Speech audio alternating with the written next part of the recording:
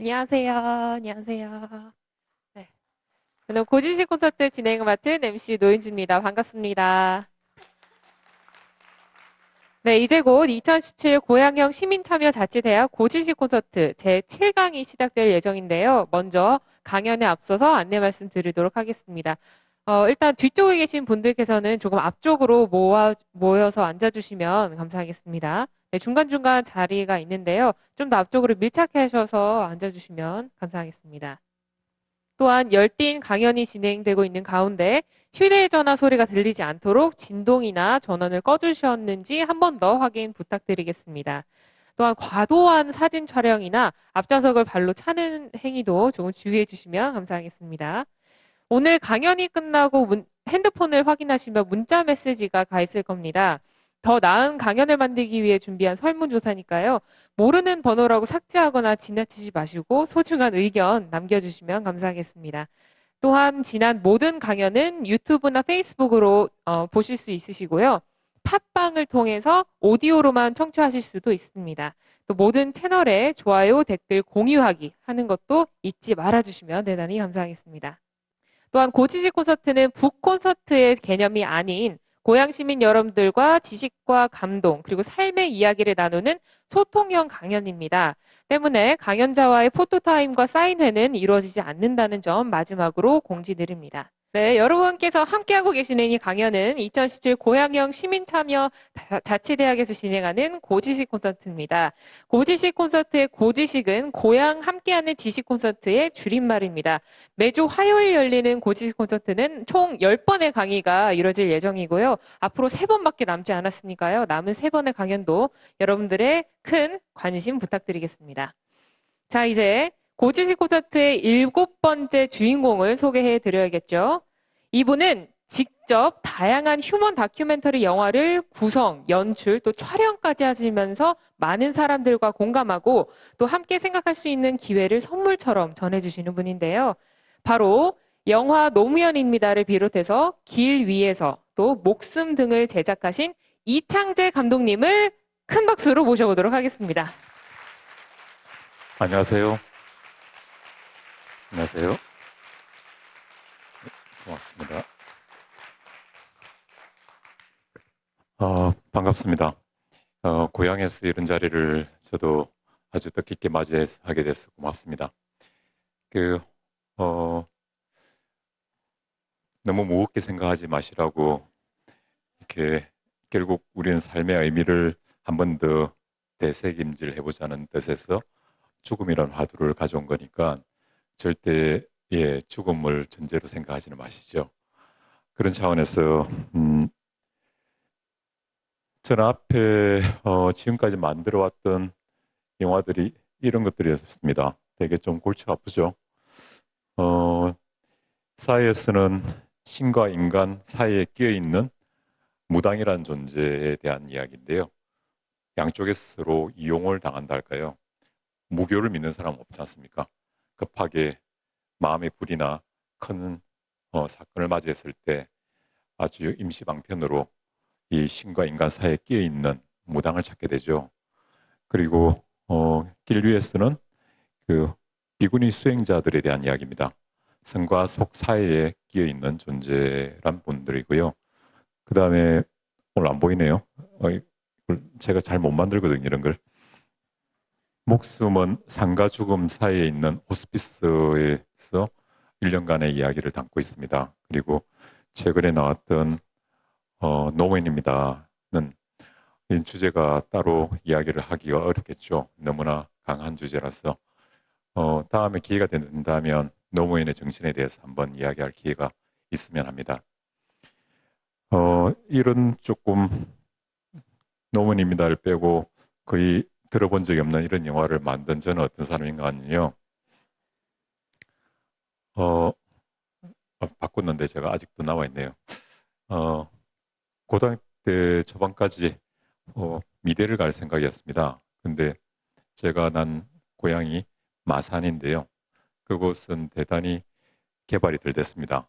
그래서 남자들이 미술하는 건 아니라는 게 제가 근 10년 동안 해왔던 것을 엎게 되는, 그보다 더 결정적이었던 부분은 고등학교 2학년 때 제 반에 한 친구가 왔는데 처음 미술을 했습니다. 그런데 저는 중학교 2학년, 3학년 때 미전에서 전국이 이 정도 해봤거든요. 근데 처음 붓을 들었는데 저보다 잘 그린 거예요. 그걸 보고 달과 육벤스라는 우울한 책도 겹쳐서 보는 바람에 울고 싶은데 뺨 맞은 꼴로 이 화가 지망을 스스로가 적게 되죠. 부모님들이 반대가 오히려 달가웠던 시간 같습니다. 그리고 어, 우울하게도 공대를 가게 됩니다. 이과 문과 개념을 잘 모르다 보니까 공대를 갔는데 싫었죠. 2학년 때 그만두고 다시 시험을 쳐서 운 나쁘게 또 법대를 갔습니다. 어머님이 저는 사학과를 가고 싶다고 정말 다시 공부를 시작했는데 단식 투쟁을 하셨어요. 4일 동안 시금을 전폐하시고 또 망하는 길을 가려고 그러네 하면서 어, 이미 20대가 됐는데 불구하고 저의 미래를 꽉 붙들고 우리 정상적인 궤도로 끌어내리셨죠. 가자마자 우울해졌습니다. 그래서 군대를 갔다 바로 가서 다녀온 뒤로 소설을 쓰고 싶었어요. 왜냐하면 이대로 가다가는 마치 위성처럼 그 궤도를 계속 돌 것 같은 거죠. 그래서 이걸 이탈하려면 대단한 에너지가 필요한데 그 에너지의 촉매가 뭘까 했을 때 내가 뭔가를 잘하는 게 있을까? 그거를 확인하고 싶었던 것 같아요. 그래서 작은 상을 한 받게 됩니다. 그리고 이 궤도를 벗어날 용기를 가지게 되죠. 그 다음으로 신문기자 또는 광고회사 또는 방송, 그런데 35살이 됐을 때 유학을 준비합니다. 그때 친구가 어디 뭐 하러 가냐 하니까 MFA 하기 따로 간다고. MFA가 MBA하고 유사 상표거든요.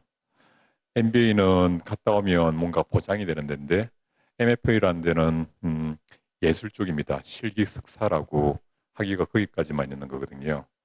근데 이거를 영화를 공부하러 간다니까 막상 그때 팀장도 돼 있고 조금 나름대로 자리에 안정적인 위치에 왔는데 갑자기 영화 공부를 하러 가겠다고. 저 주변에서 단 한 사람도 말리지 않은 사람이 없었고요. 그때 가게 됐죠. 그 씨앗은 이 법대 다니면서 있었던 어떤 전환점이었는데요. 가만히 가다 보면 내 인생이 아닌 것 같아. 이 남들의 눈치를 보다가 그 궤도 안에서 돌다가 운동 에너지가 다 있을 때 멈춰버리는 그런 인생을 맞이할 것 같다는 생각이 들었었죠. 그래서 그때 요즘 유행하는 말들 있죠. 욜로라는 말이 있지 않습니까? 그 욜로처럼 내가 인생을 단 한 번 사니까 내 식대로 살래. 인생만큼은 타협하고 싶지 않아. 왜? 딱 한 번밖에 없다는데 그걸 왜 맞춰 살지? 라는 생각이 촉매였습니다.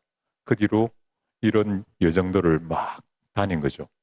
그냥 한마디로 수틀리면 그만둬 버렸습니다. 그리고 그만한 대가를 치르려고 했죠. 제가 유일하게 잘한 부분 같습니다. 그건 학생들한테 가끔 강의 시간에 그런 이야기를 하는데 어, 왼손에 뭔가를 쥐고 있단 말이죠. 여기 있는 거는 별거 아닐 수도 있습니다. 그런데 오른손에는 아무것도 없는데 뭔가를 잡고 싶어요. 하지만 문제가 왼손이 안 놔줘요. 자기 손인데 자기가 스스로 못 놨습니다. 그냥 스스로를 붙드는 채 오른손을 뻗치다가 지쳐서 이솝우화에 나오는 심포도처럼 저 포도는 높은데 심포도일 거야. 먹어봤자 쉴 거야. 하고 손을 뻗치다 그만두는 게 많은 사람들의 삶이었다는 거죠. 그래서 왼손을 이렇게 붙들고 있는 이유는 이게 아무리 하찮다 하더라도 확실하거든요. 잡을 수 있는 분명한 겁니다. 그런데 오른손은 아무리 큰 거를 잡을 수 있다 하더라도 아무것도 눈에 확실한 게 없습니다. 마치 우주에서 유영을 하는 것처럼 뭔가 거머쥐려고 하지만 이게 불확실하니까 현재의 확실함에 취해서 이걸 붙든 채 계속하다가 운동 에너지가 다해서 간다는 거죠. 그래서 이걸 놓을 때 비로소 삶의 기회가 시작된다고. 그 기회는 다시 불운을 가질 수도 있지만 많은 경우 성공한 사례가 더 많다. 그래서 왼손을 놓으면서부터 오른손을 시작하게 되는 미래가 시작되고 진짜 인생이 시작될 수 있는 그런 지점이 있다는 거죠. 물론 제가 지내왔던 이곳은 대단히 좀 뭐랄까요. 지금보다 덜 팍팍했던 것 같습니다. 이런 막 그 전환들이 좀 가능했던 어떤 시점이 있는 것 같습니다. 어쨌든 유학을 가고 나서 돌아올 때는 빈털터리가 됐고 10년 동안 직장 생활을 하면서 모았던 모든 돈을 다 영화를 공부하면서 빈털터리가 되어서 그 한 달 생활비조차 없이 이 한국으로 돌아왔죠. 그런데 오래 인생을 사신 분들한테는 그런 경험이 있겠죠. 바닥을 친다는 표현들, 바닥을 쳤을 때 반동처럼 또 다른 변화가 있을 수 있다는 부분들이 저한테도 왔던 것 같습니다. 그래서 갑자기 또 오자마자 선생을 하게 됐습니다. 이 또한 저도 기대 안 했던 부분인데 늘 앞에 가면서 봤던 부분 경험인들은 왼손을 놓았을 때 오른손에 뭔가가 죽으란 법 없이 잡히는 경험을 했었거든요. 그 관성처럼 돌아오자마자 선생을 하게 됐고 문제는 여기까지면 다 좋은 해피엔딩인데 제가 이렇게 4년쯤 지나다 보니까 본래 영화를 하기 위해서 공부를 하러 간 건데 학교의 선생이라는 자리가 아무리 한가해도 좀 바쁘거든요. 우리끼리 바쁩니다. 그래서 영화를 할 틈을 주지는 않습니다. 제 꿈을 향해 살았다고 그러는데 이게 나도 어떻게 보면 궤도 안에 갇혀버렸는 거 아니야? 이런 고민을 나 40이 넘어서 하게 된 거죠. 그리고 더군다나 제 옆에는 집사람이 있었고 늦게 결혼한 그리고 막 처음 태어난 첫째가 있습니다. 그런데 제가 어느 날 집에 바로 가서 그 말을 꺼내려고 하니까 애도 울고 있고 집사람도 힘든 표정을 하고 있어서 말을 못 꺼냈죠. 그랬다가 하루는 끙끙 앓고 있는데 막 방학이 시작하려는 점이었는데요. 제가 영구동에 화장실을 갔다가 그 화장실에서 누군가 버리고 간 그 주말판 신문이 있었는데요. 그 신문에 산티아고 순례길이라는 게 보였습니다. 스페인에서 이렇게 산티아고 순례길이라고 총 800km 되는 길 중에 누군가가 다녀오신 분도 있을 겁니다. 한 10년간 계속 좀 유행하고 있는 부분이죠. 그냥 걷는 길입니다. 그 주말판에 보니까 그 초원 같은데 길이 아주 길게 돼서 멀리 누구 한 사람이 걷고 있는 사진이 있더라고요. 그걸 보자마자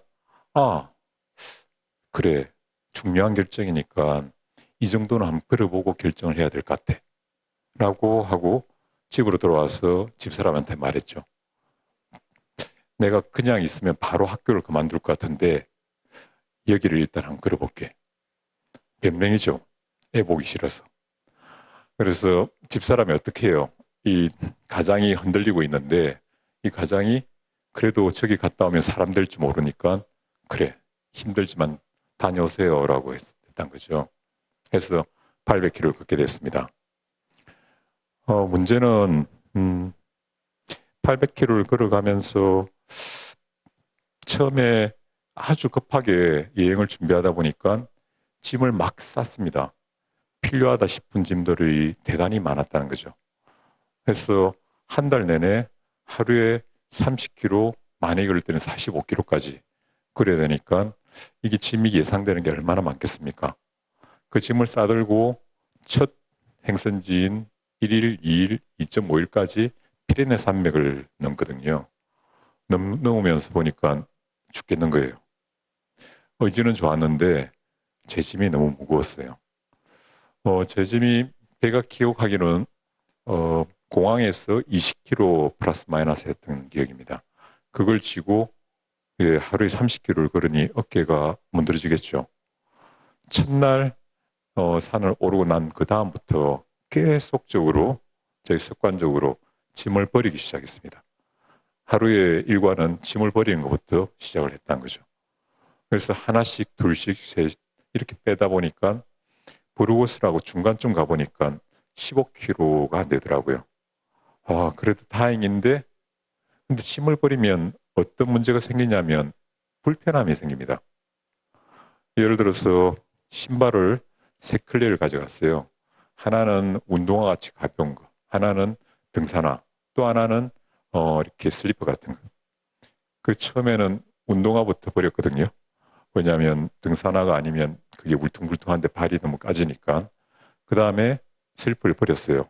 그럼 샤워하고 나면 맨발로 와야 됩니다. 발을 틀어야지 말려갖고. 그럼 불편함을 감수할 건지 삶의 짐을 감수할 건지 이 두 가지가 선택이었죠. 그런데 짐이 무겁더라고요. 그래서 짐을 하나씩 둘씩 버리기 시작했어요.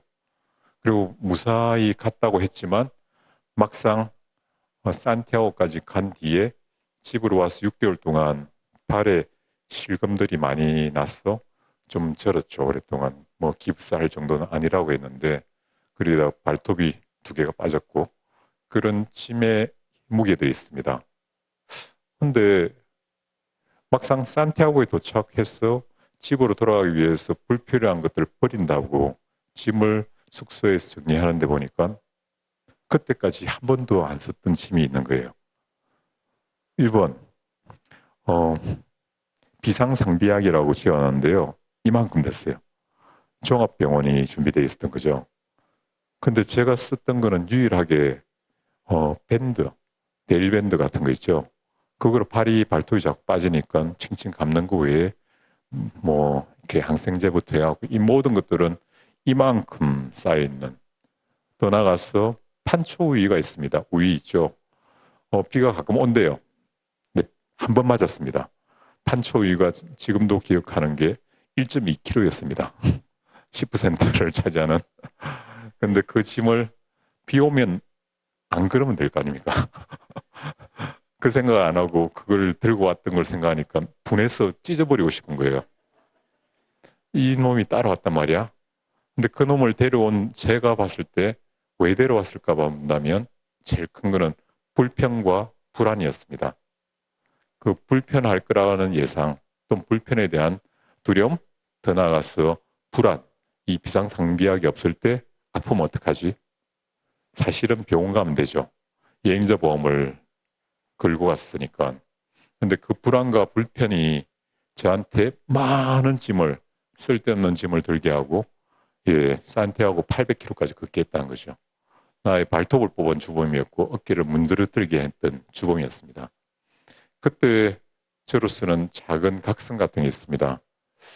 만약에 산티아고에 와서 가장 기묘하다는 걸 내가 일찍 알았더라면, 출발 지점에 그 짐들을 들고 오지 않았을 거고, 그 짐들 때문에 물려서 제대로 경치를 즐기지 못한 그런 일들은 없을 건데, 그래서 저는 호스피스를 가기로 했습니다. 저는 영화를 만드는 어떤 기준이 뭐냐면 1차적으로는 저 자신을 만족시키기 위해서입니다. 여러분들을 배려하지 않는 게 아니고 어차피 만들어도 노무현입니다를 빼놓고는 보지 않습니다. 그러면 최소 1년 반에서 2년 정도를 만드는데 저는 어디서 보상을 받아야 될까요? 그건 그 대상으로 보이는 그 주제로 보이는 그 이야기에 흠뻑 빠져서 여행처럼 그 여행을 즐기지 못하면 저는 보상받을 길이 없습니다. 그래서 제가 가장 중요한 주제를 항상 선택해서 영화를 만들어 왔습니다. 그게 여행 끝에 누군가가 반겨줄 수 있고 박수를 칠 수 있다면 더할 나위 없이 고맙기도 하지만 그걸 위해서 그걸 기대하고 걸었다가 열심히 800km를 걸었는데 아무 박수를 못 받을 때 이 여행 자체가 실패로 끝나지 않습니까? 그래서 저는 그 작업을 하는 모든 과정을 여행으로 느끼고 그 여행의 출발지와 목적지 더 나아가서 의미까지도 제가 판단을 해서 저희 기준으로 만든다는 거죠. 해서 호스피스에서 총 80여 분의 임종을 지켜보게 됐습니다. 1년 동안에 그러니까 일주일에 한 분 이상의 임종을 보게 되죠. 우리 한국 사람들이 죽음을 맞이하는 마지막 장소가 세 군데가 있습니다. 첫째는 집, 두 번째는 호스피스, 세 번째는 중환자실에 있습니다. 제일 많은 데가 어디일까요? 집에서 최근에 떠나보내 보신 분들이 있습니까? 예, 단 1세기 전까지 우리는 집에서만 보냈습니다. 밖에서 병원에서조차도 악화되면 댁으로 모셨죠. 왜냐하면 이 밖에서 갔을 때는 흉하게 봐서 객사라 표현을 했지 않습니까? 그래서 댁에서 가장 편안하게 모시는 길이 마지막 댁에서 보내는 길이었죠. 그런데 지금은 대단히 어려워졌습니다. 옆에서 초상이라도 나면 옆집 사람이 민원이 들어올 정도죠. 거기서 관이 오고 나오고 하는 걸 상상을 못 하시겠죠. 특히 현대화된 아파트나 이런 곳에서는 이런 것들이 전혀 매칭이 되지 않습니다. 지금은 호스피스, 놀랍게도 우리나라가 OECD 30개국 중에서 최하위의 호스피스 이용을 하고 있거든요. 제일 많은 데는 중환자실에 많습니다. 이 중환자실은 멸균실이기도 하고 대단히 의료가 잘 돼 있는 곳입니다. 하지만 여러분들께서 중환자실에서 마지막을 지인분들, 가족분을 떠나보낸 분들은 기억이 그렇게 좋지는 않을 겁니다. 보통 하루에 2번 또는 3번, 짧으면 10분, 많으면 20분 면회를 하는데 면회를 막상 하러 가면 거기에 누워 계신 분들이, 환자분들이 눈을 못 맞추죠, 거의. 눈을 맞추더라도 의사소통을 못 하죠. 하시다가 그러다 그 중에 한두 분 정도 말씀을 하는 경우도 있죠. 하지만 정상적인 의사소통으로 눈을 마주친 채 마지막 순간을 맞이하는 경우는 없습니다, 거의. 왜냐하면, 제일 크게는 이 병원에서, 중환자실에서 수면제와 진통제를 함께 처방을 하는데, 수면제는 강하게, 왜냐하면 다 일어나서 자기 의사를 강하게 밝히면 부딪힐 거 아닙니까? 중환자실은 딱 누운 상태에서 집중 치료를 요하는데, 나 아파, 난 소란스러울 수도 없는 거고, 수면과 진통을 함께 하는데, 나쁜 경우가 좀 있습니다. 예를 들어서 가장 아픈 통증을 1에서 10까지로 놨을 때 세계보건기구에서 우리 아이를 낳을 때의 산통 이 한 1에서 10까지라면 어느 정도 위치할까요? 7. 전문가가 계시네요. 7 정도가 보통의, 물론 사람마다 9로 느껴지는 분도 있는데 일반적으로 7인데 췌장암이나 이런 것들 통증이 좀 심하면 9를 왔다 갔다 한답니다.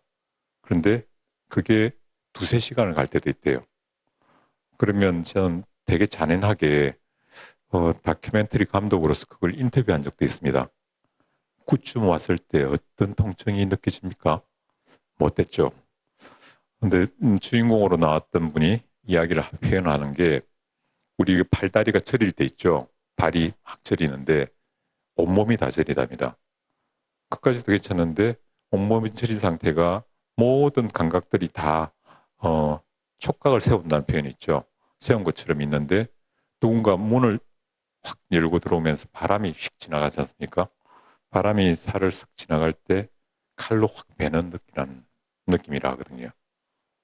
그게 찰키고 칼을 쫙 베는 듯한, 그래서 창문을 여는데 비명을 지르는 분들을 여러 봤습니다. 당연히 창문 닫아놓고 있죠. 봄날씨라고 5월달이라고 창문을 열었다가 바람이 들어온 순간 비명을 지르는 분도 있습니다. 그런 통증을 가지고 계시죠. 그런데 우리의 우울한 예상은 어떤 거냐면 수면제는 잠을 오게 하죠. 진통제는 통증을 완화시킵니다. 이 둘이 똑같이 비례해서 가면 좋지만 만에 하나 수면제는 아직도 살아있는데요. 진통이 약표가 끝나버리면 어떤 일이 생길까요? 이 또한 인터뷰를 해봤습니다. 현시몽이라는데 악몽을 꾸는 거죠. 자기는 이미 깨버렸습니다. 그런데 수면제 때문에 표현을 못하는 거죠. 이런데 온몸을 난도질하는 듯한 고통을 느낀다고 합니다. 그게 특별한 일이냐고요? 그렇지는 않습니다. 중환자실에서는 목표가 살리는 데 있거든요. 통증을 완화하는 건 두 번째예요. 해서 수면을 시킨다는 거죠. 그리고 집중 치료를 해서 살려내는데 살리는 이유는 간단합니다. 그게 약속이니까. 의료진과 환자 간의 약속이고 우리는 최선을 다해서 살리는 데 목적을 두는 거지 어떻게 살아가는가 하는 것에 대해서는 저에게 묻지 마세요. 의료진은 그런 질문을 하지 않습니다. 일주일만 더 살린다 하더라도 그 일주일이 지대한 고통 속에 있다 하더라도 일주일을 살리는데 목표를 두는 거지 일주일을 하루를 사는데 행복한 선택 이거는 잘 권하지 않습니다. 의료진은 소송까지도 불사해서 이런 일을 하지 않습니다. 최선을 다해서 살리고 연장하는 데 초점을 맞춘다는 거죠. 그 연장의 마지막은 고통입니다. 우리나라는 호스피스 이용률도 세계에서 가장 낮지만 항생제가 아닌 항암제도 전 세계에서 가장 높습니다. 거기다가 항암제는 캐나다의 11배를 쓴다 하거든요. 캐나다가 나름 의료 선진국이라고 표현을 하는데 거기보다 11배를 쓰고 더 나아가서 죽기 전, 임종 전 치료, 2주 전까지 치료하는 비율이 우리나라 전 세계에서 또 높습니다. 제일. 그것도 미국의 4배라고 합니다. 표현을 하자면 의사분과의 인터뷰입니다. 우리 의료진은 죽을 때까지 치료합니다. 죽을 때까지 치료 당하다가 갈 수가 있다는 거죠. 얼마나요? 53%가 중환자실에서 돌아가십니다. 왜? 이거는 좀 이따가 말이 나왔으니까, 제일 밑에서부터 시작을 해보면, 우리가 돈을 투자를 했습니다. 실손보험이란 걸 다 65%가 들고 있죠. 그래서 있는데 최선의 의료를 서비스 받을 필요가 있지 않나? 이 강박이 부메랑이 돼서 고통의 치료의 여정을 가지게 된다는 거죠. 한마디로 본전 생각이 나한테 마지막에 악몽을 선사한다는 겁니다. 두 번째는 이 연명, 더 사는 것에 대한 강박들이 있는데요. 이거는 우울하게도 우리 한민족을 이렇게 붙들고 있는 제일 큰 뭐랄까요? 종교적 사생관, 사후관에 대한 것은 유교예요. 불교도 아니고 갓 들어온 기독교도 아니고 무교도 아니에요. 유교가 의례 중심으로 재래 중심으로 되어 있기 때문에 이것이 우리의 500년 동안 머리에 오랫동안 자리 잡게 됐습니다. 그래서 죽음 시작하면 제일 먼저 나오는 게 저승사자에 대한 이야기죠. 우리가 죄를 진 것처럼 사자가 데려가는 거예요. 옛날에도 사자가 있었죠. 조선시대에도 사자가 불러서 가자 이렇게 뭐랄까요? 사약을 내릴 수도 있고 그죠? 임금님으로부터나 아니면 의금부로부터 이런 것처럼 저승에서 온 죄를 지은 자를 데려가고 문초하는 저승 사자가 내려옵니다. 우리한테는 죽음이란 부분들은 강박적으로 대단히 두려운 또는 인과응보에 해당할 만큼 강박적으로 비틀어져 있거든요. 사실 유교에서 마지막 제례 과정이 총 예전까지는 30가지가 있습니다. 근데 제일 처음에 하는 임종을 하자마자 제일 처음에 하는 게 연세 드신 분들은 아시죠? 임종을 확인하자마자 뭘 하죠? 삼복이라고 있죠. 복, 돌아올 복자를 씁니다. 돌아와요, 돌아와요. 그걸 어떻게, 그 지붕에 올라가서 복을 외칩니다. 삼복을. 그리고 제일 30분, 마지막에 제일 마지막이 반혼, 돌이킬 반자, 혼자 혼을 돌려서 집으로 모신다는 거예요. 보내면 어떠냐고요? 불효예요. 보내는 거는 이렇게 우리한테 자식된 놀이로서 최악의 행동이에요. 어떻게든 붙들어야 된답니다. 그런 강박들을 우리는 오랫동안 신체발부 수지 부모부터 해서 나중에는 양택, 음택, 풍수까지 나오죠. 나의 죽음을 나의 이렇게 몸이 죽었어도 동기 감흥, 살아있는 자와 감흥을 해서 발복, 복을 일으켜 줄 거라고 그 정도로 육신에 대단히 매여 있다는 거죠. 더 나아가서 예, 이승에서 똥밭에서 굴러도 이승이 낫다는 표현을 하죠. 저성은 예, 공자님한테 제자가 물었습니다. 저성은 어떤 곳이죠? 이러니까 아니 이성도 내가 잘 모르는데 어떻게 저성을 이야기해? 고작 표현을 한 게 유교에서는 사람이 죽으면 육신은 땅으로 흩어지고 마음은 혼백으로 허공으로 사라진다고 했습니다. 이게 얼마나 무서운 일입니까? 죽으면 아무것도 없어진다는 거죠. 그걸 유교에서는 어떻게 그러면 이어가냐고요? 예, 그걸 가족을 통해서 자손을 통해서 자기의 정신이나 자기의 뭐랄까요? 그 항상성을 유지하는 방식으로서 자손을 기대거든요. 나의 유전자의 일부가 나의 정신의 일부가 자식을 통해서 계속 예, 이어질 거니까 이 자손을 끊는다는 것은 엄청난 문제고 떠나는 것은 나한테서도 마지막 징벌처럼 우리 머릿속에 오랫동안 있었던 거죠. 해서 어느 누구도 이 강의를 듣고 나도 막상 예, 가까운 분을 이렇게 앞고 어딘가 모셔야 될 때 호스피스 이야기를 하는 순간 다 지탄을 하죠. 뭔 소리 하냐고 지금. 지금 어머님이 어느 분이 이렇게 열심히 버티고 있는데 너 무슨 소리 하는 거냐고. 너는 어머니 돌아가시게 할 거야? 이런 것부터 험악해집니다. 그 안에는 어떻게라는 게 없습니다. 우리는 강박적으로 연명, 조금 더 명을 연장하는 것에만 초점을 맞춰서 싸운다는 거죠. 그 결과가 중환자실이고 그 결과가 아름다운 이별이 아니라 절벽 같은 이별을 맞이하게 되죠.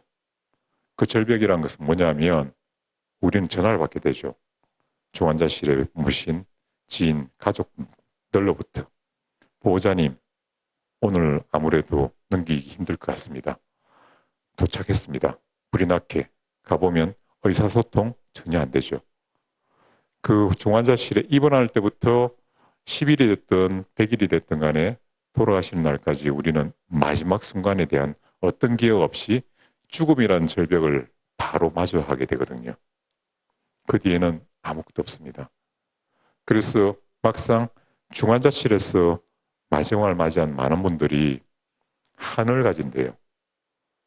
왜냐하면 그 마지막 순간만큼은 나의 환자도 보호자도 다 마음을 열고 뭔가를 용서할 수도 있고 한 번도 표현을 못했다면 사랑한다는 이야기를 할 수 있는데 불구하고 그 기회조차 없이 절벽, 죽음이라는 절벽을 맞이해버리니까 그 뒤로 마음의 한들이 남다는 겁니다.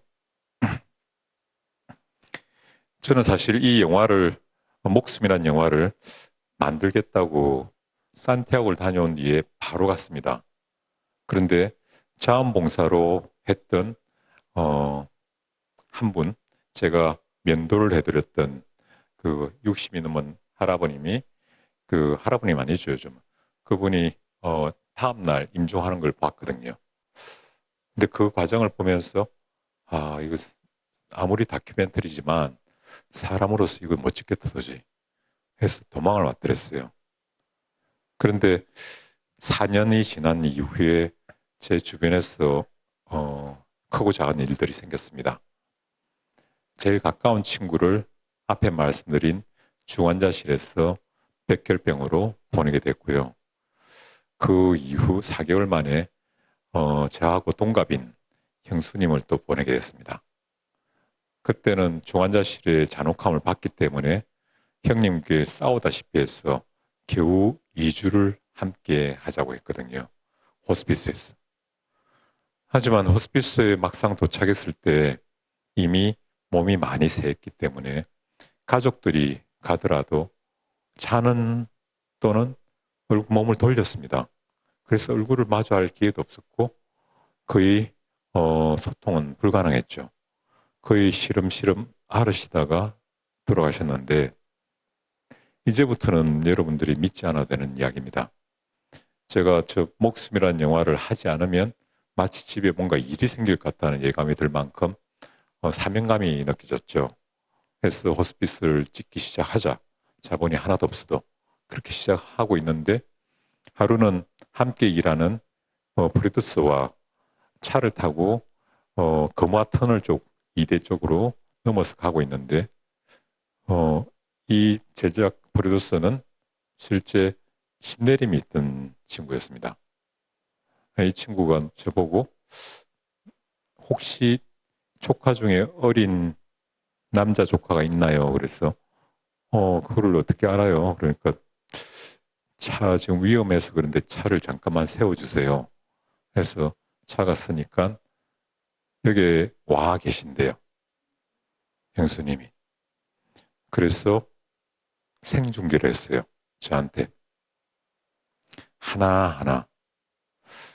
2주 동안에 우리 막내 아들이 와도 또 딸이 와도 눈을 마주치지 않고 몸을 돌리고 자거나 이런 신용을 했던 거는 내가 어느 날 이 호스피스에 입원했을 때 몰골이 너무 무섭더라고.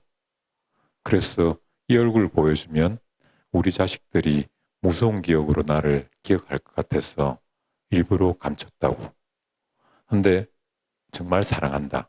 는 이야기를 전달하라.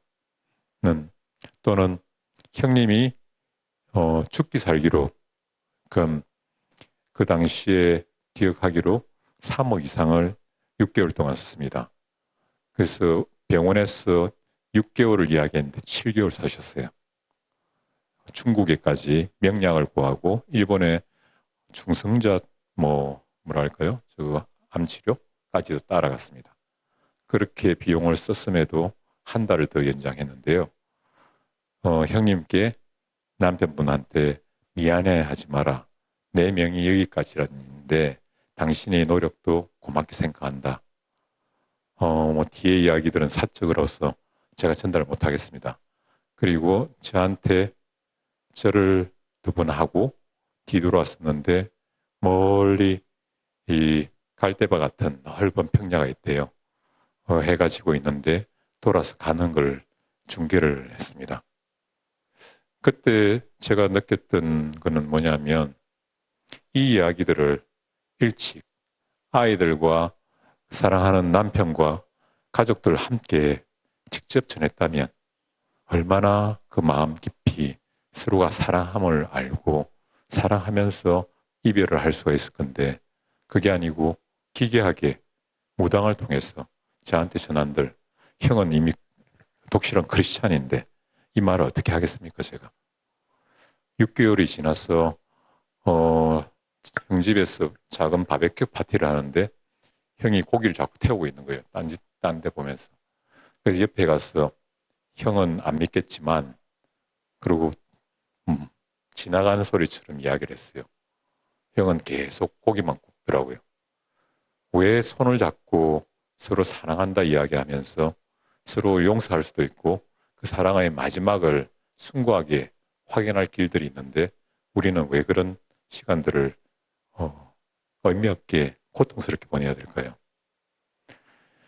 여러분 이번에 입시가 있죠. 수능이 있는데 그 수능의 시간들은 어마어마하게 길어 보이죠.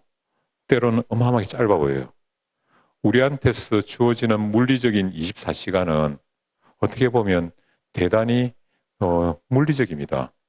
어떤 사람은 그 하루가 한 인생처럼 살아갈 수도 있고 어떤 사람은 24시간 중에서 단지 깨어있는 시간 1시간, 2시간 그 시간을 보장받을 수도 있다는 거죠. 그런데 우리는 그 물리적인 시간에 아주 많이 집착을 합니다. 해서 실제 깨어서 사람으로서 깨어서 할 수 있는 이 시간들의 아름다움들을 포기를 하고 거의 육체만 남아있는 그 물리적인 시간을 많이 선택한다는 거죠.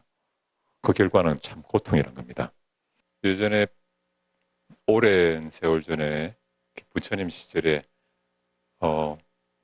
한 여인이 자기의 사랑하는 유일한 외동 아들을 잃어버렸어요. 근데 부처님이 설법을 한다고 이렇게 왔다고 하니까 저분이 되게 용한 분이라고 소문을 듣고 와서 제 아들을 좀 살려주십시오라고 이야기를 했습니다. 울부짖으면서. 그래서 부처님께서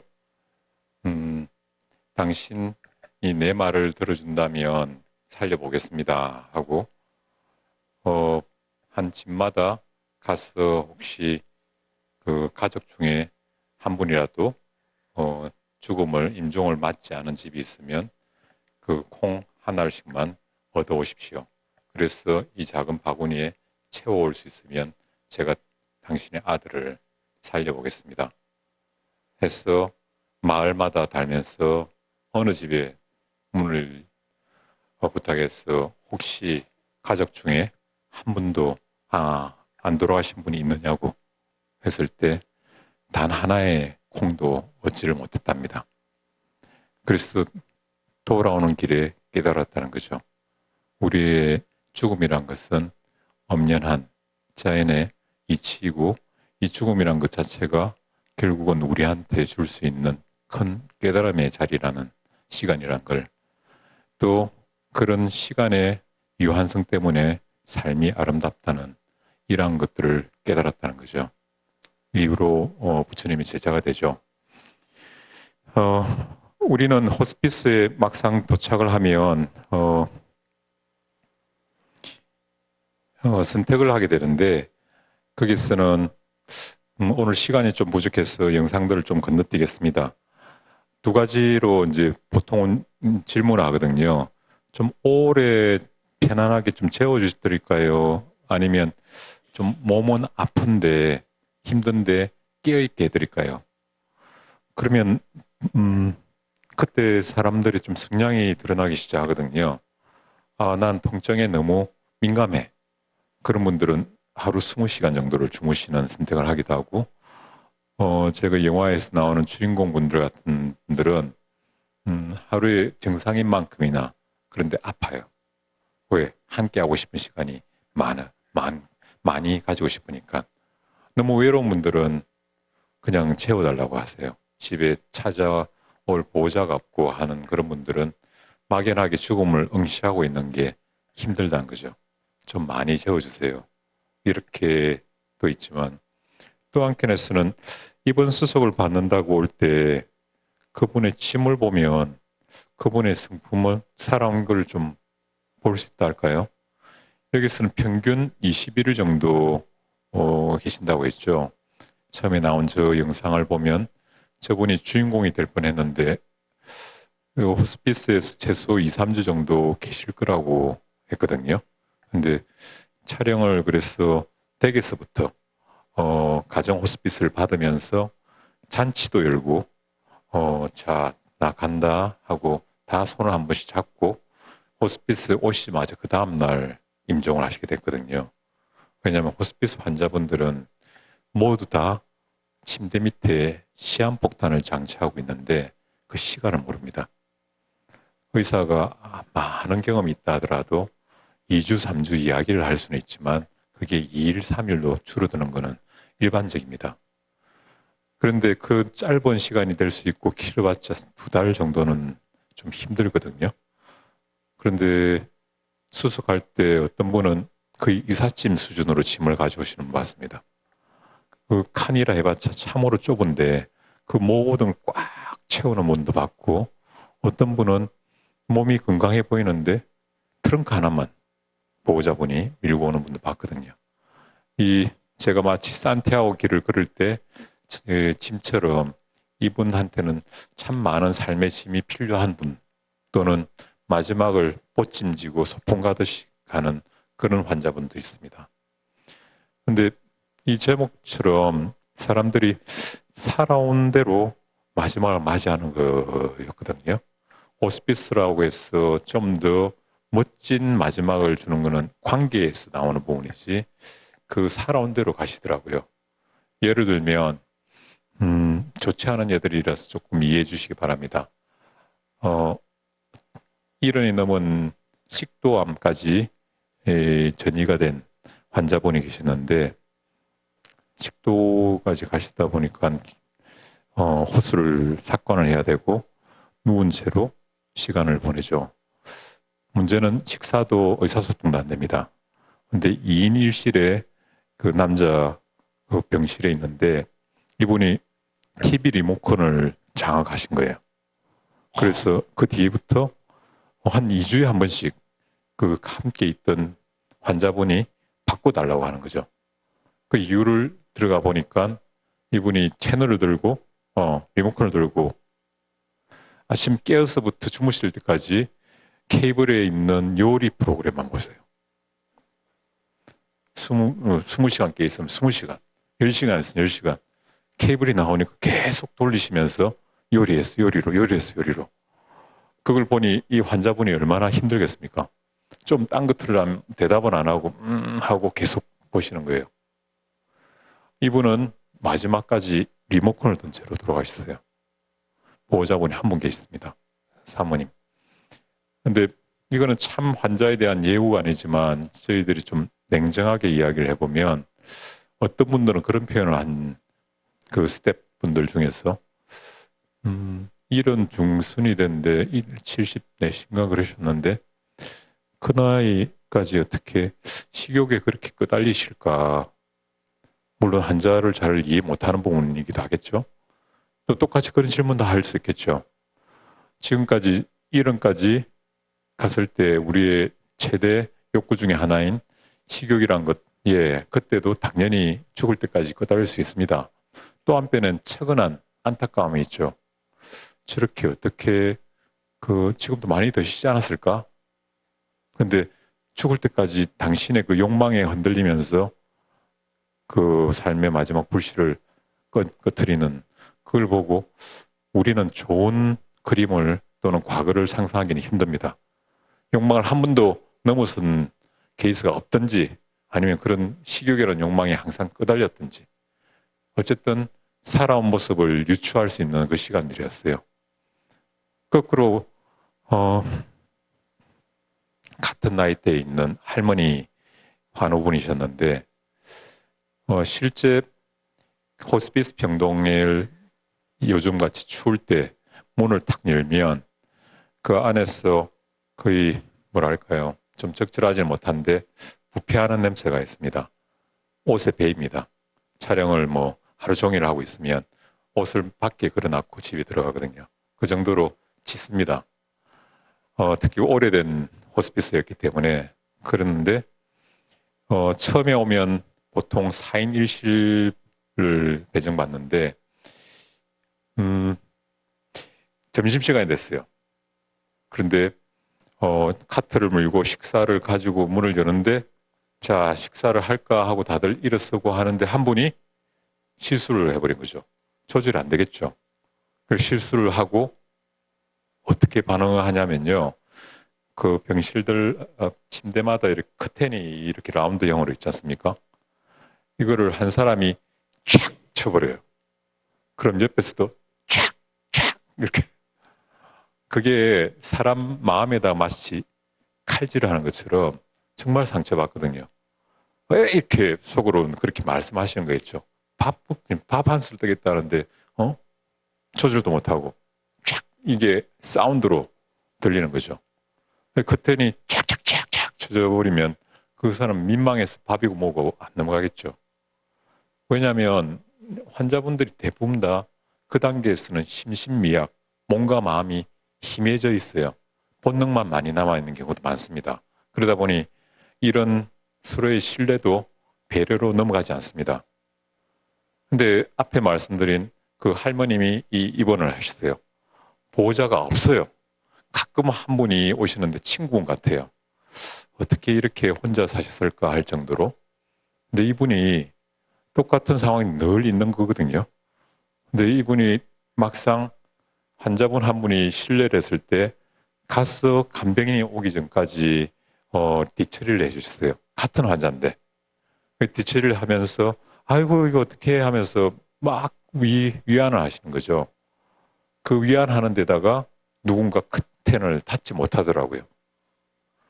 더 놀라운 거는 한 주가 지났는데 제가 갔을 때 그 커튼이 실내를 하든 뭘 하든 어떨 때는 네 분이서 같이 휠체어까지 가져와서 고스톱을 치는 분위기로 바뀌었어요. 참 침대에서. 한 분의 온기가 그 네 분을 다 커튼이라는 벽을 열게 하고 서로한테 손을 내미는 그런 기적도 봤거든요. 살아온 대로 갑니다.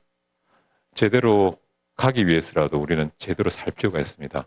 그거는 어느 순간에 용서가 되는 것도 아니고 어느 순간에 사랑을 표현할 수도 없습니다.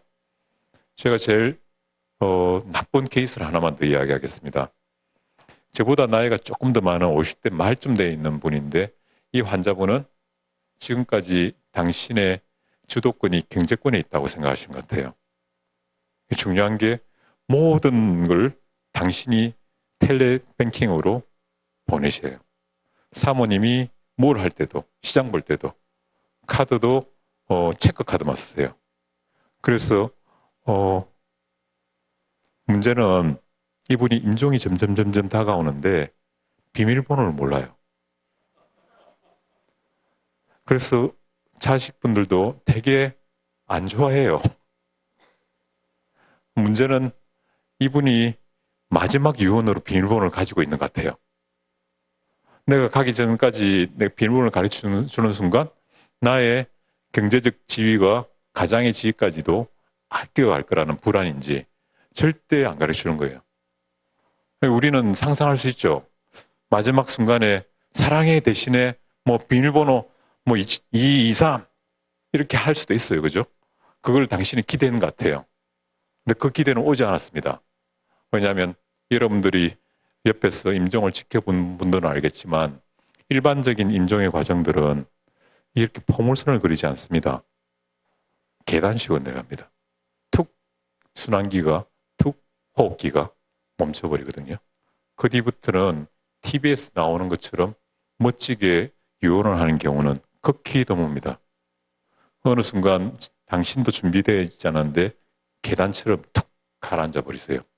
선망정세가 오고 하루가 갈 수도 있고 1시간이 갈 수도 있고 이렇게 가버린다는 거죠. 결국 그분은 비밀번호 유언을 못 하셨어요.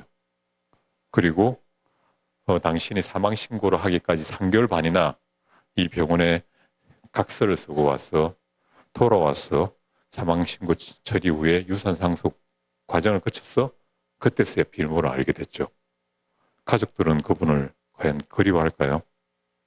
더 나아가서 이분은 보호자분들이 왔을 때 뒷구멍으로 들어왔어요. 원무과에 소리 소문 없이 나오고 나서 말씀을 들었습니다. 그런 마지막을 맞이할 수도 있다는 거죠. 우리가 그렇게 살아왔다면. 우리는 여기서 선택을 할 수가 있는 부분들이 이런 용서나 사랑도 준비가 돼 있어야 됩니다. 마지막에는 말씀드린 것처럼 심신미약 상태가 되기 때문에 그런 아름다운 마지막을 맞이하는 경우가 생각보다 적습니다. 그런데 그게 준비되어 있는 사람들한테는 그 마지막이 꽃이 필 수도 있습니다. 배우자한테, 가족한테 서먹서먹해서 나 부끄러워서 사랑한다는 말을, 용서한다는 말, 그 사건에 대한 이야기, 이 모든 것들이 이 마지막에는 선물로서 다 주어질 수 있거든요. 왜? 우리는 시간의 유한성에 대해서 생각보다 마음이 훨씬 넓어집니다. 예를 들면 영화에서는 못 씁니다. 거부를 해서.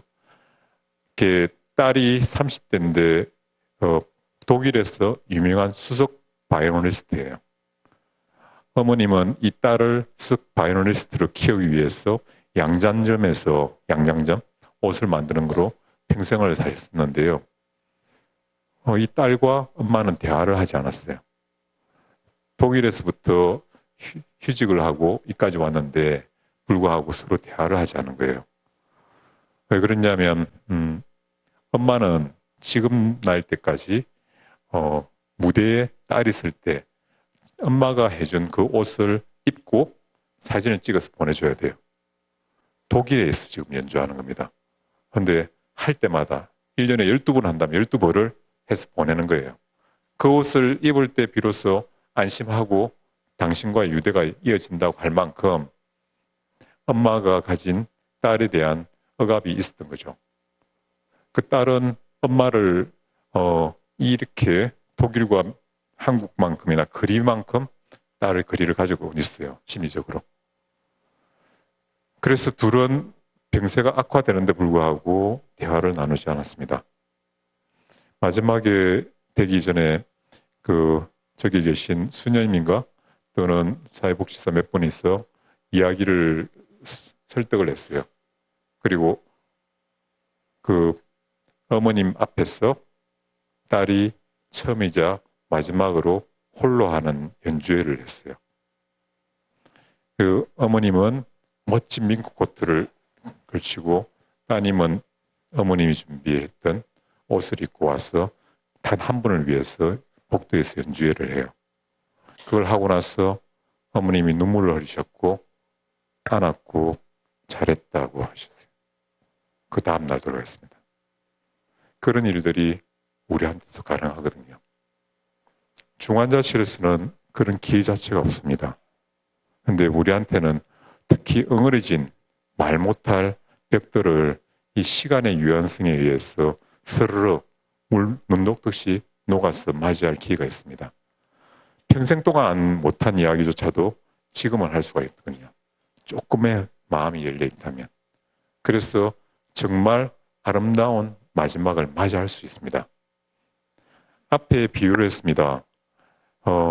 중환자실에서 가족을 떠나보낸 분들은 한이 남는다고. 그럼 호스피스에서 보내면 다들 좋을까요? 아니요, 다 힘듭니다. 어느 누구도 사별을 좋아할 아니면 수용할 수 있는 사람 적습니다. 다만 성격이 좀 달라요. 그리움 같은 성격이래요. 이 떠나보낸 분에 대해서 마지막 순간을 함께 충분히 이 시간을 공유했을 때 그 이별이 훨씬 다른 성격으로 온다는 거죠. 그리움 섞인 상처로 남는데요. 그게 우리가 이별하는 방식에서의 다른 접근일 수 있다는 겁니다. 네.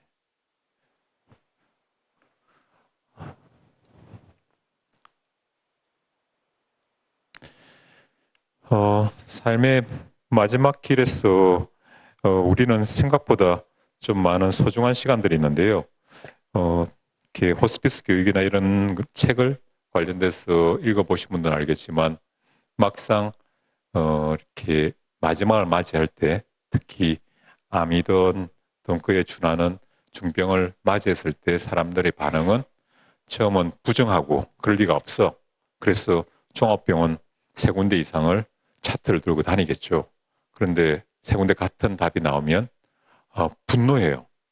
아니 북한의 그 김정은 같은 놈도 이렇게 뒤둥뒤둥 잘 사는데 내가 왜 얼마나 착하게 살았는데 당신이 믿고 있는 신에까지도 분노할 수 있고 그 다음에 분노해봤자 제풀에 지쳐서 타협을 하게 된다 하거든요. 뭐냐면 내가 내 딸이 결혼하기 전까지만이라도 내년 봄까지만이라도 내가 열심히 기도할 테니까 제발 내가 낫게만 해준다면 제가 독실한 이런 조건을 달면서 타협을 하려 하지만 타협점을 못 참고 악화가 되는 증세를 보면 우울해진답니다. 많은 환자분들이 우울해서 돌아가십니다. 근데 그 다음 단계가 한 단계 더 있는데 수용이라는 단계가 있거든요. 수용한다는 게 죽음을 수용해버리면 삶의 끈을 놓는 거하고 같지 않습니까? 그걸 어떻게 하죠? 근데 저는 많이 보지 못했습니다. 그 80분 중에서 정말 손을 꼽을 수 있을 만큼 죽음을 수용한 분들은 보지 못했습니다. 다만 수용을 했을 때는 사람이 화학적으로 바뀐다는 걸 많이 봤습니다. 예를 들어서 아까 괜찮아 하시는 그 할머니, 이분은 앞에 설명한 췌장암에 걸린 분이셨어요. 췌장암은 암 중에서 제일 아픈 암 중에 하나입니다. 그런데 이분은 가정 호스피스를 받다가 오셨는데 첫날부터 패치만 그 진통 패치가 있거든요. 가정에서는 처방이 가능한 그 패치만 붙인 채로 계신 거예요. 근데 앞에 말씀드린 것처럼 암이 되게 아프면 제가 봤던 가장 센 몰피는 앰플을 300개를 이틀 동안 맞는 분을 봤습니다. 저는 안 맞아봐서 예를 못 들겠지만 간호사분 예를 드는 게 몰핀을 한번 맞으면 한 6시간 정도 몽롱하답니다. 거의 마약인 것처럼. 근데 내성이 점점 생기기 때문에 아예 링겔에 넣어서 지속적으로 계속 통증을. 그 이유는 간단합니다. 어떻게 가능하면 내 마음과 몸이 편안하게끔 만드는 데 있지 연명, 삶을 연장하는 데다가 포인트를 두지 않거든요. 그래서 호스피스에 가면 여러분한테 가장 맞춤형 진통제를 처방합니다. 계속 수시로 통증이 있는지 내가 깨어있게 한다면 깨어있는 상태를 유지시키는데 최선을 다해서 그 마지막 시간을 부여해 주거든요. 그래서 삶의 질을 올린다는 겁니다. 그런데 그 할머니는 패치만 맞은 채로 괜찮다는 거예요. 그래서 수녀님하고 저하고 이야기를 하다 보니까 이분이 전형적인 수용 상태라고. 옆에서 신뢰를 해도 밥을 드실 수도 있고 또 도와줄 수 있을 만큼 그 환자분들 4분 중에 가장 아픈 분인데 불구하고 그 아픔이 수용을 통해서 심리적 통증이 완화되어 있는 상태. 그래서 패치 하나로 버티는 그런 식으로까지 수용이 된다는 거죠. 이 수용이라는 부분은 단순한 부분을 떠나갖고 죽음을 수용한다. 이거는 되게 종교적인 구원까지도 포함되거든요. 내가 죽음을 맞이할 수 있을 만큼 나를 열어버린다. 나를 버려버린다는 것들이 우리가 살아있는 동안에 계속적으로 지향하는 지점 아닙니까? 불교에서는 나를 버려야 돼. 기독교에서는 순명, 하나님께 내가 종처럼 모든 걸 하나 빠트림 없이 바쳐야 된단 말이죠. 이런 나를 지우는 이 행위 자체가 우리 삶에서도 선물처럼 그 기회가 주어진다는 거죠. 수용이라는 단계로. 죽음을 맞이했을 때 내가 백척간두에서 진일보하는 듯이 내가 죽음을 오히려 주도적으로 마주하러 왔을 때 그 죽음은 나한테 선물 준다는 거죠. 각성, 성장, 진통 이러한 것들을 선물로 돌려키워 준다는 것. 묘한 패러독스를 봤습니다. 마지막으로 넘어가겠습니다. 제가 하다 보니까 반밖에 안 났네요.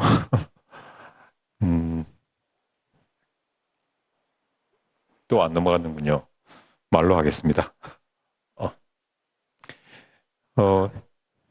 마지막으로 그러면 그 앞까지 우리는 어디를 향해 갈 건가 하는 지점인데 마지막에 오신 분들을 인터뷰를 그렇게 많이 해보면서 공통 지점을 발견한 게 나는 성공 못해서 인생이 실패했던 것 같아. 이런 이야기를 단 한 분한테 듣지 못했습니다. 1번, 나는 좀 더 도와주고 살 걸 이런 이야기를 참 많이 하세요. 입버릇처럼. 왜냐하면 호스피스는 대부분 다 자원봉사가 50%를 차지해서 운영이 되도록 하거든요. 거기에서 예컨대 목욕 봉사를 하러 오신 분들 4분이서 굉장히 프로페셔널하게 몸을 씻게 드리는데 환자분이 대부분 다 이렇게 몸이 망가지죠. 그 온몸을 그 봉사자분한테 맡길 때 다들 자는 척합니다. 자기의 몸을 드러내는 것도 부끄럽지만 남한테 남의 손길로 당신이 사랑을 전달받는 게 익숙하지 않죠. 그래서 눈을 감고 이렇게 자는 척합니다. 무릎인데 어떻게 해야 잠이 안 깨겠습니까? 끝까지. 나중에는 어떤 분들은 눈을 뜨고 고마워하죠. 그러고 나서 받고 나면 나는 왜 몸이 건강할 때 베풀지 못했을까? 지금에 비로소 그 베푸는 이걸 겪을 때 나는 왜 그러지 못했을까? 하고 당신이 사랑을 못 준 거에 대해서 못 받은 거에 대해서 후회하는 게 아니고요. 못 준 거에 대해서 정말 아쉬워합니다. 헛살았어. 우리는 모두 다 성공할 수는 없습니다. 그거는 유한한 이 자원과 이 지구라는 물질의 세계에 살기 때문에 모두 다 성공할 수 없습니다. 그러면 성공한 몇몇을 제외하면 다 실패한 삶일까요? 최근에 이건희 전 회장이 있죠. 이분의 마지막 민낯들은 우리한테 좀 불편함을 줍니다. 사회적으로 또는 한국 경제에 이바지한 바가 무척이나 크나 당신을 바라볼 때 성매매 사건도 있었고요. 8천억을 사회에 환원하겠다는 비자금도 아직도 안 되고 있어요. 그리고 아들은 감옥에 가 있습니다. 이분의 삶이 우리는 껍데기가 부러울 수는 있죠. 근데 그 내면은 우리는 이렇게 이야기할 겁니다. 성공한 삶이다. 단 하고 마음이나 정신은 빼고 이거는 빼고 성공한 삶이다. 그러면 그 성공한 삶일까요? 우리가 만약에 마음이 있고 영혼이 있다는 가정을 한다면 과연 성공한 삶일까요? 우리는 누구보다도 더 이건희 회장보다 더 돈을 벌 수 없습니다. 그 사람보다 더 성공할 수도 없습니다. 그런데 우리는 이겨낼 수는 있죠. 그 사람보다 가치 있는 삶은 살 수가 있습니다. 그거는 여러분이 선택을 할 수가 있다는 거죠. 그래서 가치가 중요합니다. 우리의 삶이 누구나 성공할 수 없다면 실패로 다 끝날 수도 있다는 거죠. 그 외형적인 실패를 버텨주는 게 가치지향적인 삶이거든요. 나는 이런 가치를 지향했어. 외부적으로는 내가 이런 옷밖에 입지 않고 있어. 하지만 내 마음은 이만큼 지향했고 이만큼 성장했어. 라는 것으로 우리 삶을 합리화시킬 수도 있고 그 삶 안에서 가치를 다시 찾을 수도 있습니다. 교과서적인 이야기일까요? 아니요. 우리 삶을 살리기 위한 유일한 조건입니다. 이 가치가 빠져있는 이 외형의 삶, 생존을 위한 삶, 그거는 실존을 바치지 않을 때 어떤 성공을 맞이하더라도 그 마지막에 죽음의 앞에서는 초라하게 그지없습니다. 자기의 가치를 키워나가야 되고 가치를 지향해야 되고 가치를 지키기 위해서 우리의 삶을 그려야 됩니다. 우리한테는 결핍이라는 게 있을 수밖에 없거든요. 유한한 세계에 살고 있으니까. 근데 그 결핍들은 우리를 좀 더 아름답게 만들 수도 있습니다. 물론 결핍을 위해서 수행자처럼 살라는 게 아닙니다. 우리의 부나 또는 부와 관련된 지위나 이러한 것들을 넓혀가는 삶 좋습니다. 하지만 그 안에 중심은 가치가 있어야 되고 우리 결핍을 채우기 위해서 사는 것은 끝없는 갈증을 향한 삶이거든요. 그 삶에는 결코 만족과 충만이 없습니다. 그래서 결핍이란 게 우리한테 삶의 동기가 될 수 있도록 결핍을 오히려 우리 안으로 받아들일 필요가 있거든요. 그 마지막이 행복과 성장이라는 부분입니다. 만약에 제 둘째 아들이 6살인데 손에 있는 사탕을 탁 뺏어버렸죠. 그러면 얘는 동네방네 떠나갈 듯이 웁니다. 안 돌려주면 돌려줄 때까지 1시간에 옵니다. 근데 여러분한테 사탕이 있는데요. 그걸 뺐다. 여러분 중에 우는 사람이 있을까요? 사탕이 하나밖에 없습니다. 그런데 뺐다 하더라도 이 사탕의 유용, 의미는 좀 다른 문제죠. 우리는 행복하면 다 좋다고 생각할 수 있지만 그렇지 않거든요. 성장해야지만 행복해집니다. 아이의 마음으로 욕심과 자기 에고만이 강해 있을 때는 이런 작은 뺏고 뺏기는 이 모든 것에 집착하고 삶은 생존밖에 없거든요. 그 안에다가 성장을 부여해야지 비로소 내가 주어져 있는 이 삶을 행복하게 만들 수 있는, 받아들일 수 있는 조건이 됩니다. 성장 없는 행복이란 건 가식입니다. 허상입니다. 내 마음이 내가 가진 이만큼이나 그 이상으로 클 때 나는 적게 가졌다 하더라도 행복할 수가 있습니다. 그런데 정신이 어린 경우에서는 아무리 많이 가지더라도 부족함이 있다는 거죠. 그래서 성장과 행복은 비례하는 것이기 때문에 여러분의 행복을 위해서라도 성장해야 됩니다. 영적 성장 말이죠. 정신적 성장, 마음의 성장. 이것이 여러분한테 마지막으로 가져갔으면 하는 주제입니다. 우리의 마지막에 가서 그 깨달으면 늦습니다. 지금 그 마지막을 위해서 사는 것도 아닙니다. 하지만 지금 당장 어떤 선택을 통해서 올바른 삶 또는 마지막에 갔을 때 스스로에게 칭찬해주고 싶은 그런 삶은 선택할 수가 있습니다. 특히 가치를 중심으로 말이죠. 오늘 길게 이야기 드렸는데요. 시간이 어떤지 모르겠습니다. 예, 정말 잘 맞췄네요. 제가 질의응답 시간이 있다고 하더라고요. 그래서 질문을 한두 개 정도를 받겠습니다. 그걸 차 안에 보니까 이렇게 책이 있어갖고 처음 질문한 분한테 책을 드릴 거예요. 한 10권 가져왔으면 좋을 건데 차 안에 하나밖에 없어요. 그래서 사인도 했습니다. 자, 질문 두 개 안으로 받겠습니다. 말씀드리고 마무리하도록 할게요. 예. 예, 말씀하시죠. 제가 사실 예. 질문 타임이 있거든요. 그때 그렇습니까? 네, 예. 죄송하지만 그때 하도록 하겠습니다. 예. 일단 여러분 강연 들으셨으니까 큰 박수 부탁드립니다. 네. 맞습니다. 자, 이쪽으로 앉아주시고요. 예. 네, 오늘 7강을 통해서 고향 시민 여러분들께 죽음과 삶의 본질에 대한 강연을 하셨는데 소감이 어떠신가요? 소감은 네. 얼떨떨하죠. 예. 되게 다양한 연령의 분들이 오셔갖고 삶의 마지막도 시작도 어떻게 보면 디자인하고 계신다 생각이 들거든요. 제가 이제 학생들한테 이야기할 때 표현을 이렇게 하는데 변화는 혁명적으로 와야 된다고. 뜨뜻미지근하게 변화를 해서는 되지 않는다고. 왜냐하면 우리는 좋은 이야기는 많이 듣습니다. 그런데 그게 자기가 체화되기 위해서는 혁명적인 변화가 필요하다는 거죠. 오늘 만약에 주제가 가치에 있다면 가치를 중심으로 저 자신을 각자의 삶을 확 바꿔야 됩니다. 안 그러면 컨베이어 벨트처럼 계속 밀려가서 마지막을 그렇게 맞이하는 분들이 다수거든요. 오늘 바뀌세요. 가치를 찾아보시죠.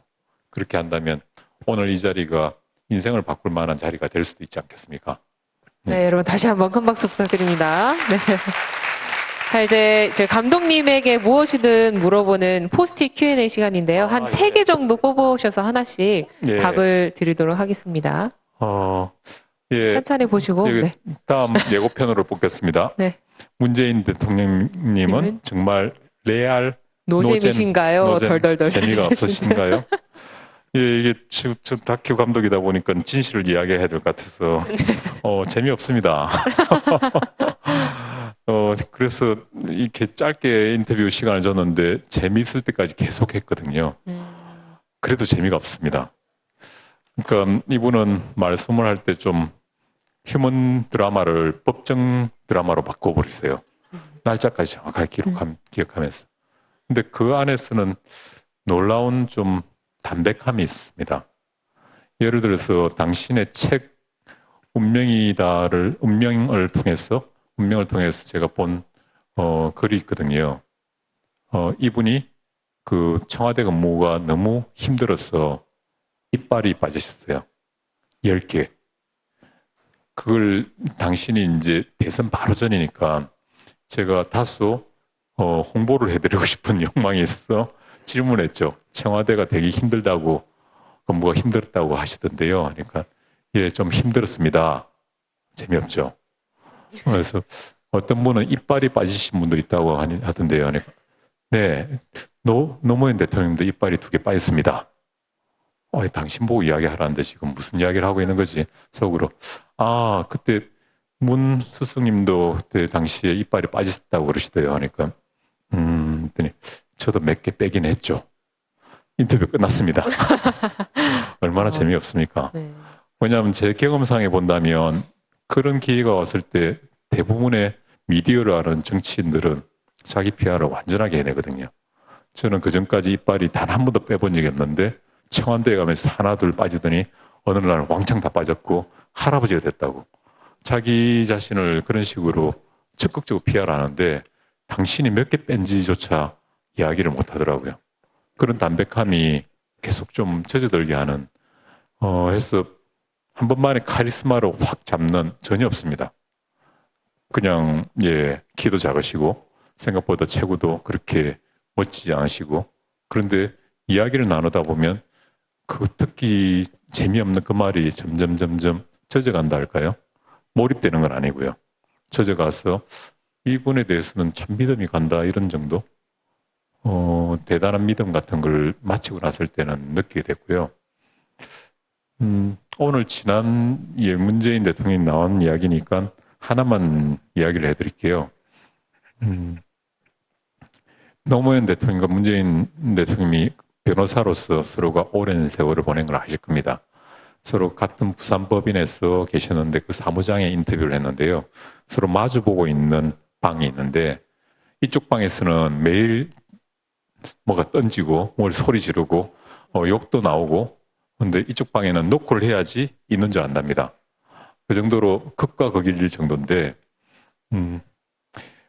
노무현 대통령은 변호사는 당시에 돈을 한번 벌면 주체를 못한대요. 어쩌다가 수임 사건이 크다 해갖고 돈을 현금을 들고 와서 그 자리에서 반을 써버린답니다.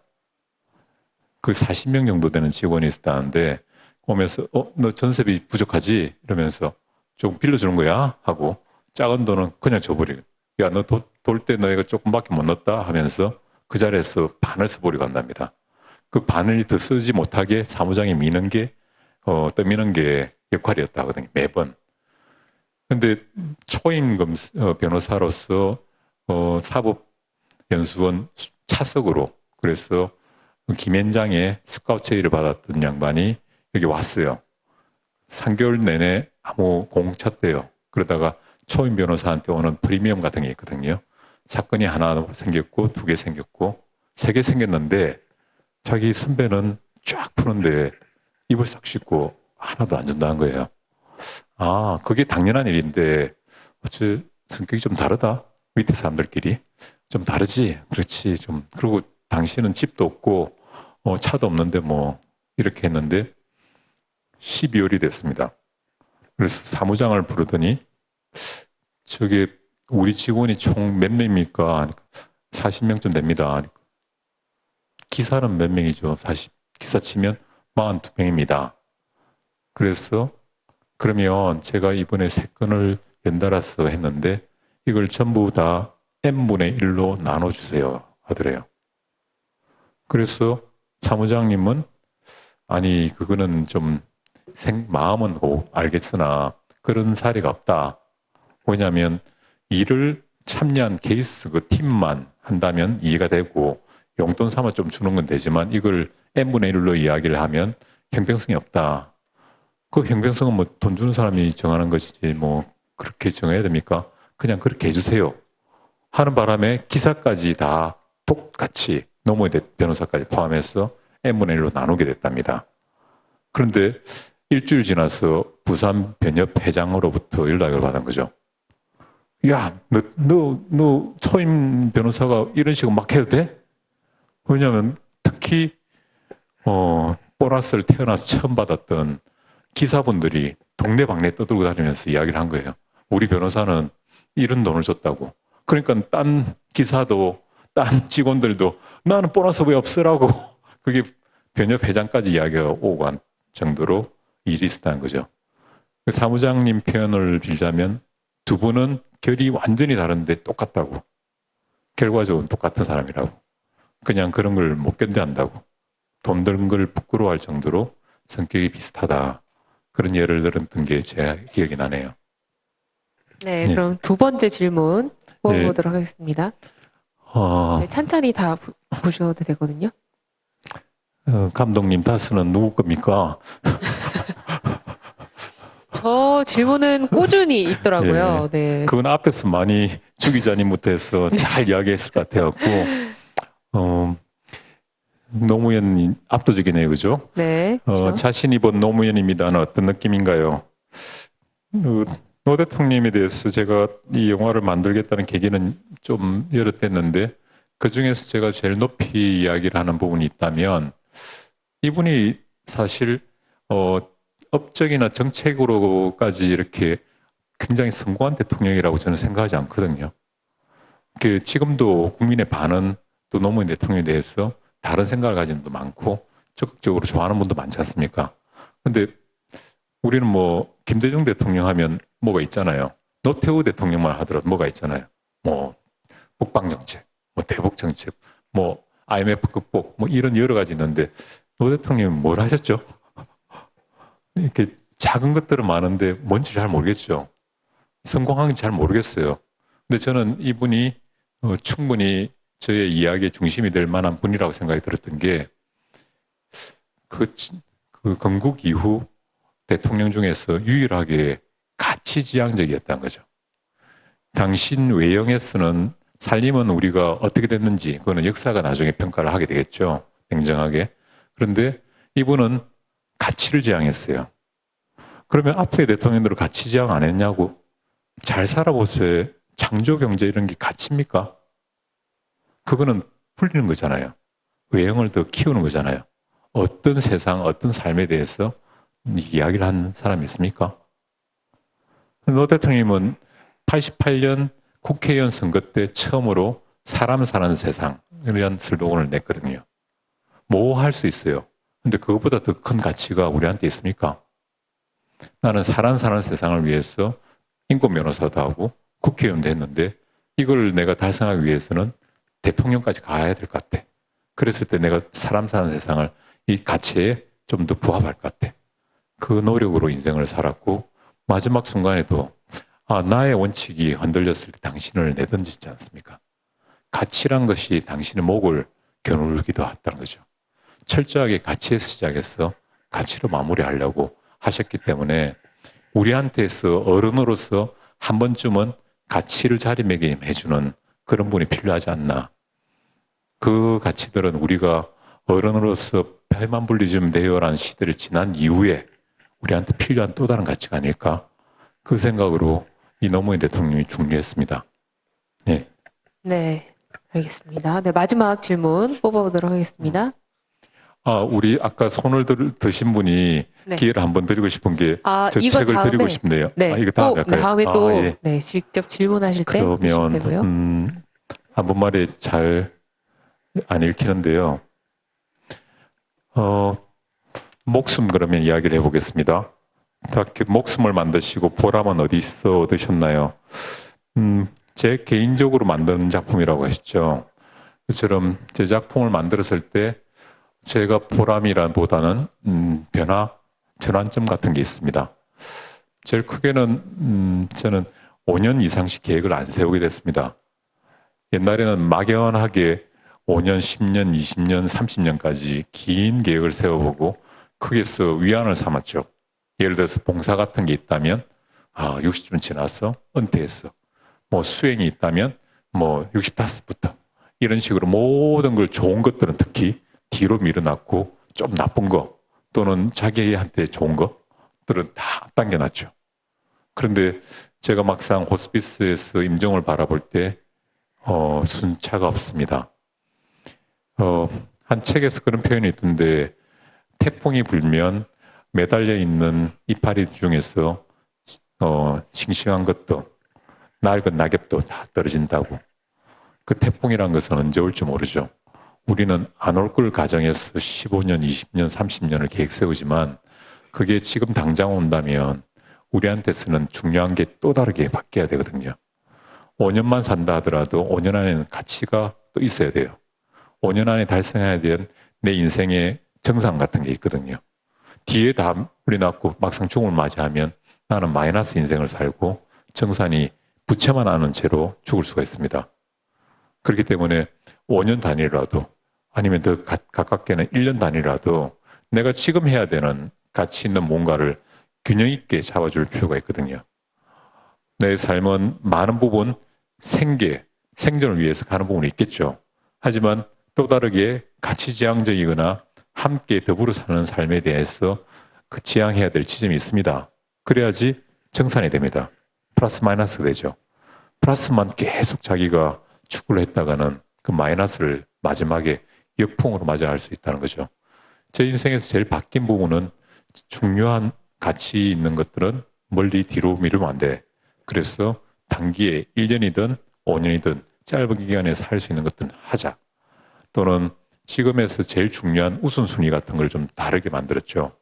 길게 잡아놨고 우선순위, 내가 개처럼 벌어서 정승처럼 살겠다 이런 태도 버리고 지금 순간도 정승까지는 안 되더라도 올바르게 그 선택하고 올바른 삶을 채워나가야지만 죽음을 올바르게 맞이할 수 있다. 이런 식의 각성이 목숨을 통해서 오게 됐습니다. 그래서 제 인생에서는 목숨 전과 목숨 후로 인생이 바뀌게 됐다는 거죠. 여러분이 기회가 된다면 그런 경험을 해보셨으면 합니다. 마침 그제 연락을 받았는데 TV조선에서 12월 둘째 중광 셋째 주에 목숨이라는 영화를 상영하기로 했답니다. 연말 특집으로.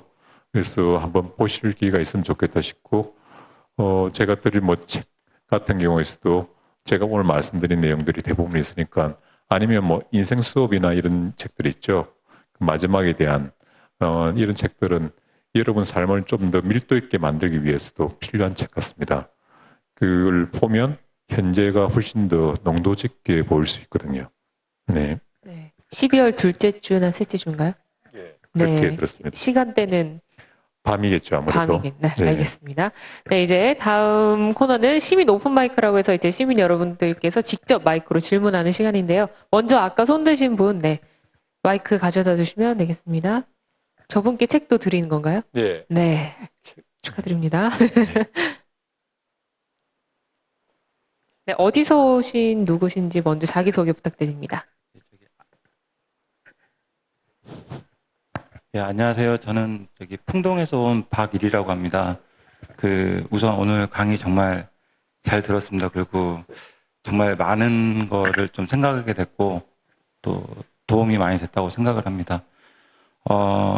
어떻게 보면 처음에, 그러니까 서두에 말씀하셨던 부분에 있어서 좀 제가 조언을 좀 구하고 싶은 부분이 있는데요.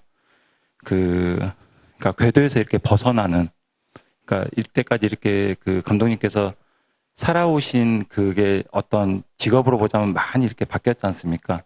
근데 저 같은 경우에도 어떻게 보면 지금 나이가 40대 초반인데 정말 이렇게 어려서부터 뭔가 궁극적으로 하고자 하는 거 있었지만 이제 이렇게 달아오면서 어떤 먹고 살아야 되고 또 내가 처한 환경에 있어서 바로 그쪽으로 가지 못하고 언젠가는 해야지 하면서 계속 돈을 벌기 위한 어떤 그런 직업을 갖고 오다 보니 벌써 거의 한 20년 좀 안 되는 세월을 살아왔더라고요.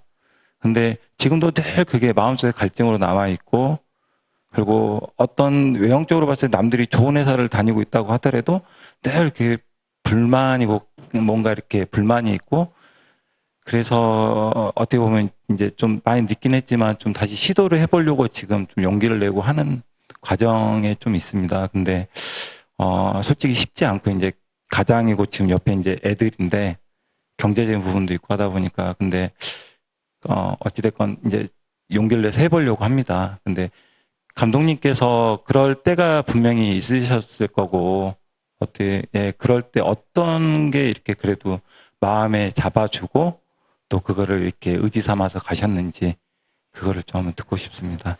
아마 제가 드리는 건 정답이 절대 안 될 겁니다. 특히 눈에 바로 옆에 우리 자제분들도 있는 상황에서 가장이 용기만 가지고 의지만 가지고 가정을 꾸려가기 힘들죠.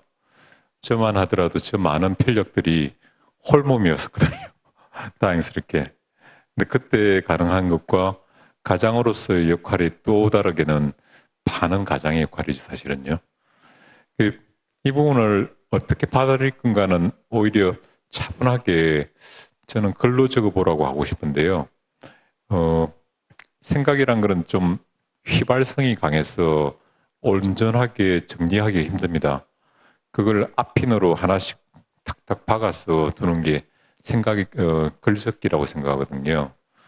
예를 들면 제가 35살에 공부를 하러 가야 되겠다고 회사를 그만둘 때 공책을 사서 앞에부터는 가야 될 이유, 뒤에부터는 안 가야 될 이유 남아있어야 돼요. 그걸 한 달 넘게 쓴 것 같습니다. 그걸 둘이가 만나게 되더라고요, 점점. 그런데 페이지 수를 찾아보니까 1.5배쯤 많았어요. 이유는 간단해요. 하고 싶으니까 계속 써요. 가야 될 이유가 1.5배 더 많았다고. 예. 아. 양으로 계속 늘리고 있더라고요. 그 양을 의지해서 출발하게 됐습니다. 그 노트를 들고 유학을 가게 됐죠. 좀 고달팠죠. 그럴 때마다 노트를 뒤적거리면서 그래, 너가 이렇게 갈망했는데 이러면서 제 자신을 다독거렸죠. 분명히 마음이 식겠다고 하기는 어려워요. 그냥 요술 같은 거죠. 자기가 자기한테 속아버리는 그 요술을 계속 적으면서 자기 스스로도 자기 체면이 된 거죠. 그걸 버티고 있으니까 짠하고 멋지게 현재가 나타난 게 아니고 정말 바닥까지 한번 치보고 나서 돌아올 때는 아무 영화사에서도 반기지 않고 저는 써놓은 시나리오 한 장 없고 이제부터 최소 3년은 굶어야 될 건데 그럴 때 선물과 같이 직업이 나타났던 것 같거든요. 그걸 예상하고 가지는 못했습니다. 다만 용기를 가질 때 운이 많이 도와주는 것 같습니다. 로마의 명장 카이사르 시저라는 사람 있죠. 24번의 큰 전쟁에서 전부 다 이겼는데 자기가 남긴 어록 중에서 한마디가 운이 항상 우리를 도와줄 수는 없다. 하지만 우리가 운이 필 수 있도록 운에게 도움을 줘야 된다. 이런 표현이 있거든요. 운이 우리를 항상 도와줄 수 없다는 거죠. 근데 그 미약한 운이라도 우리를 도울 수 있도록 운한테 기회를 줘야 된다고. 그 기회가 용기라는 기회라고 이야기를 하거든요. 용기를 가지고 이 전쟁에 임할 때 그 운까지 따라오는데 전쟁을 피할 때는 운이 안 따라준다는 거죠. 그게 저한테는 오랫동안 좀 지탱해 준 이야기 같아요. 하지만 이제 궁극적으로 우리는 어떤 40대 중반이라고 한다면 어떤 선택의 단계에 왔다고 생각합니다. 선택이라는 예를 든다면 오늘 강의에서 사실은 마지막에 못한 부분이기도 한데 주어진 것을 선용하라는 말이 있습니다. 이 주어진 것을 좋게 활용하란 말이죠. 이게 그리스 델피 신전에 아직도 남아있는 신탁에 의한 글이라고 하는데요. 그 주어진 것을 어떻게 이용하느냐에 따라서 내의 미래나 현재가 바뀔 수 있다는 부분이죠. 주어지지 않은 것을 갈망하지 말라는 거죠. 어떤 면에서는. 그리고 신이 신탁을 했는데 내가 뭘 줄 테니 날 믿으라는 말도 아니었어요. 오로지 너한테 주어진 이것이 내가 준 어떤 선물이란 거죠. 이거를 잘 활용을 하면 내 인생을 아주 극대치로 행복과 성장을 끌 수도 있고 이걸 부정하는 순간 이 모든 것들을 다시 시작해야 될 수도 있고. 근데 그 질문에 대해서는 그 두 가지가 같이 답이 될 수 있습니다. 과연 주어진 것이 나의 현재의 직업인지 또는 그 직업을 부정하고 아무것도 없는 우주 유형 같은 그 미래를 향한 주어진 것인지 이 선택을 위해서 어떻게 보면 글쓰기를 하셔야 된다고 이야기를 하고 싶어요. 글쓰기를 하면서 내 마음의 가장 본체, 내 마음의 가장 근저에까지 좀 다다르면 그거는 지혜도 같이 열린다 보거든요. 이거는 기분과의 문제는 아닙니다. 감정의 문제도 아니고 내 마음이 고요해져서 그 마음의 본체가 드러날 때까지 저는 기다려줘야 될 필요가 있는 것 같아요. 그 마음이 신호를 하면 따라갈 수 있다면 좋겠다 싶습니다. 예. 네, 어떻게 용기를 좀 더 얻으셨나요? 네. 책을 한번 직접 드려볼까요? 네. 네. 앞으로 나오시면 책을 전달하는 시간을 갖도록 하겠습니다. 아, 네, 저기. 별거 아닌데. 네, 여러분, 박수 부탁드립니다. 축하드립니다. 첫 질문자. 네, 고맙습니다. 네. 고맙습니다. 저번 주에도 오신 것 같은데. 네. 고맙습니다. 자, 다음 질문자 한 분, 마지막 한 분만 보도록 하겠습니다. 네. 이쪽이요.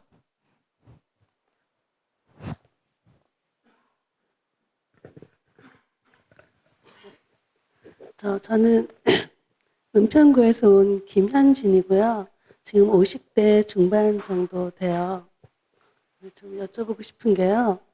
이제 나이가 먹고 몸이 약해지고 이러니까 죽음을 생각하게 되잖아요. 벌써. 근데 저희 어머니는 이제 90 정도 되셨고, 근데 정말 곧 돌아가실지도 몰라요. 근데 솔직히 엄마가 돌아가시는 거에 대해선 자식인데도 가슴은 아프겠지만 별로 관심 없어요, 솔직히. 그리고 저는 내가 죽을 때 나 어떻게 죽지? 너무 무서워서 어떻게 죽지? 이런 생각이 너무 많이 들거든요. 그리고 이제 그렇게 생각하면 이제 이 세상에 죽는 사람들이 다 불쌍하지만 그래도 가장 중요한 건 저인 것 같아요.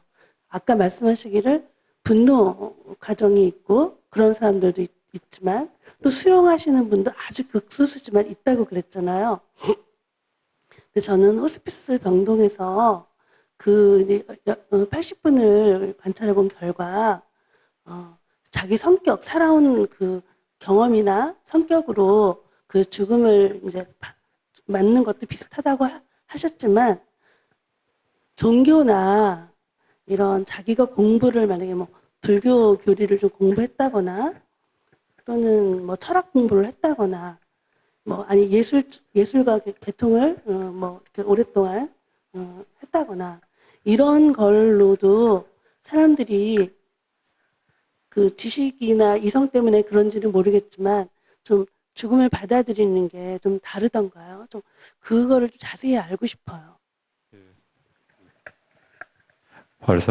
좋은 질문인데요. 제가 아마 강의에서 이야기를 했으면 했는데 오히려 질문해 주셔서 고맙습니다.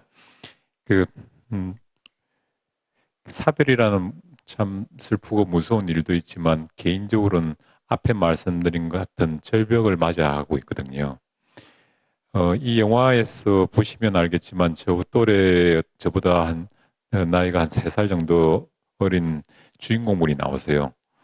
그분이 빨리 간암을 받아서 이렇게 임종전인데 일찍 그 호스피스를 선택해서 왔습니다. 당신이 이제 장모님을 1년 전에 보내고 바로 이어서 오게 됐는데 정말 건강하던 분이셨어요. 그분이 이 영화의 주인공이었습니다. 근데 제가 어느 날 꿈을 꾸다가 이분이 계신 1인실에 그 침대에 제가 누워서 입원을 한 거예요. 하자마자 스태프들과 원장님, 수녀님까지 다 몰려온 거예요. 감독님 오셨네요. 이러면서 근데 의사 선생님이 제 어깨를 툭툭 치면서 많이 봤으니까 잘 할 수 있겠죠. 이렇게 어깨를 툭툭 치는 거예요. 그리고 다들 뭐 사인 받는 분도 있었고 어쨌든 이렇게 가운데서 집사람 의료 수술을 한다고 다 스태프들하고 같이 나가셨어요. 그 나가고 나서 문을 탁 닫았는데 눈물이 나기 시작하는 거예요. 그 원장 선생님 이야기가 되게 야속했어요. 아니 내가 내일 죽을지도 모레 죽을지도 모르는데 그리고 내 아내는 당장에 의료 수술해야 된다고 입원 수술해야 된다고 나가버리는데 나 혼자서 이 죽음을 어떻게 맞이하는 정말 절절한 외로움을 느꼈거든요. 어느 누가 사랑하는 사람이 있다 하더라도 나하고 손을 잡고 그 죽음으로까지 갈 수 없습니다. 제가 표현을 하면 밤에 9시 반쯤 되면 소동을 해요. 그래서 띄엄띄엄 복도에 불을 켜놨습니다. 그 일원이 되신 분이 한 분 환자분이 계셨는데 이분이 독특한 습관이 있어요. 예, 링게르 폴대를 걸고 저 끝에서부터 걸어오시는 거예요. 저는 밤에 야간 촬영 때문에 어떤 케이스가 생길까 싶어서 기다리고 있는데 이렇게 무서운 장면이죠. 폴대로 끽끽끽 하면서 걸는 속도가 정말 느리십니다. 여기까지 왔다가 이분은 저하고 촬영을 원치 않으셨거든요. 여기까지 오면 휙 몸을 돌려 다시 끽끽끽 하시는 거예요. 그거를 2시간 하셨어요. 하다가 힘드시면 중간에 있는 소파에 잠시 앉아갖고 하고 다시 걷기 시작하셨어요. 그 2시간 동안 저는 잠도 못 자고 오면 또 잠 깼다가 다시 하다가 이러다가 몸이 너무 힘드신 것 같아요. 제가 부축한다고 이렇게 하면서 할아버지 근데 왜 잠이 안 오세요? 그러니까 잠이 와. 그럼 잠이 오면 주무셔야죠 하니까 죽으면 자면 어떡해. 집사람도 자는데 자는 동안 너 혼자 데려가 버리면 어떡해. 당신이 돌아가시는 거를 주변 사람도 아무도 모르게 떠나버리는 게 너무 무섭대요. 그래서 안 자려고 낮에는 간호사들부터 왔다 갔다 하잖아요. 보호자도 깨기 시잖아. 밤에 다 잠든 사이에 당신도 영원히 잠들어 버리는 게 너무 무서운 거예요. 그 정도로 죽음은 존재론적으로 외롭습니다. 어떤 이야기를 하더라도. 제가 호스피스가 좋다 하든 안 좋든. 근데 그 외로움을 견디고 더 나아가서 우리의 삶을 꽃피게 하는 어떤 지점이 하나가 있는데요. 이 부분은 사실 이런 강의하고 어울리는 말은 아닙니다. 하지만 제가 조언 삼아 말씀드린다면 내세에 대한 믿음이 있어야 됩니다. 그게 없으면 공포가 더 커집니다. 만약에 없다 하더라도 믿으세요. 어떤 종교든 다 내세를 가지고 있습니다. 그 내세에 대한 믿음을 마음 깊이 느껴야지 당신이 그 다음에 여행을 떠난다고 할 수 있는 거지. 이게 육신의 죽음과 함께 완전한 절벽, 암흑, nothing, 아무것도 없어지는, 사라지는 거로 가지고 있으면 갈수록 더 불안해지고 더 고통스러워집니다. 저는 어떠냐고요? 100% 믿고 있죠. 그냥 뼛속 깊이 내세를 믿고 있습니다.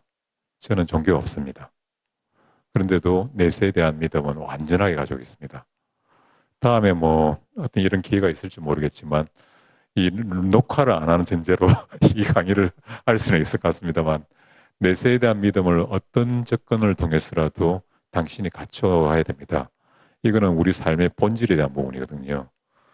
한때 실존주의가 종교를 부정하는데 앞장서 왔죠.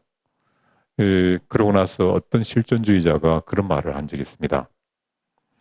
우리 손으로 신을 죽이고 났더니 우리 인간이라는 존재가 너무 미천해 보인다. 말 좀 잘하는 동물, 바퀴벌레보다 머리 좋은 동물에 지나지 않는다는 거죠. 그걸 받쳐주는 것은 어떻게 보면 그 영적 부분이거든요. 우리가 마음을 죽이는 게 불가능하듯이 우리의 영혼도 죽일 수가 없다는 거죠. 또 한편에서는 그 영혼은 어디로 갈까요? 돌아올 내세에 갈 수 있다는 겁니다. 그 이야기들은 많이 증명되어 오고 있습니다, 사실은. 그 믿음을 철저하게 가질수록 여러분들은 좀 더 의미 있는 삶도 살 수 있고 죽음을 맞이해서도 허무하지 않다는 거죠. 이 거친 여행을 잘 마치고 나의 고향으로 돌아간다. 이런 마음을 가질 수만 있다면 보낼 때도 가실 때도 훨씬 당당해집니다.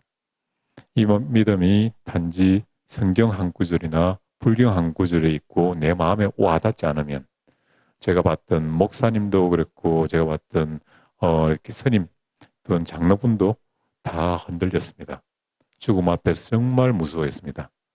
마음 깊이 내세와 영성에 대해서 믿을 필요가 있다고 생각합니다. 설사 거짓말이라 하더라도. 됐습니까? 네, 답변이 되셨나요? 네. 오늘 이렇게 해서 오늘 강연을 해주신 감독님께 다시 한번 큰 박수 부탁드립니다. 감사합니다. 고맙습니다.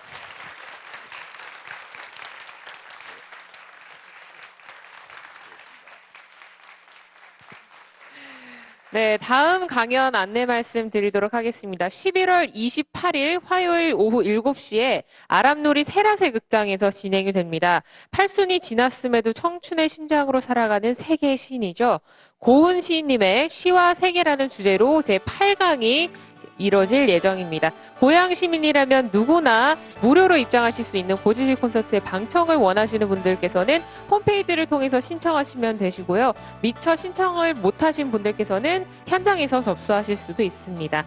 앞으로 총 10강까지 예정이 돼 있는 고지식 콘서트에 많은 관심 부탁드리면서 나가시면서 주차권은 안내 데스크에서 받아가시면 되겠습니다. 저는 다음 주에 뵙겠습니다. 안녕히 돌아가세요.